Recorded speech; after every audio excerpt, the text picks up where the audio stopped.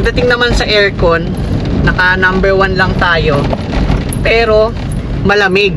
Hindi siya yung mainit na ano. Kasi meron na siyang rear aircon vent. Nakakatulong siya na mas mapabilis na malamig. Pero kapag tirik lang yung araw, ang downside lang doon, matagal lang siya lumamig. Pero normal naman kasi yan sa mga ibang sasakyan na matagal lumamig, lalo na kapag nabilad. Saka ito kasing Toyota, ang maganda rito, less yung maintenance namin dito. Siguro 7-year-old na siya ngayon. Pero yung nagastos lang namin, mga regular check-up lang, like ng change oil, transmission oil, tapos yung mga adjust lang ng mga preno.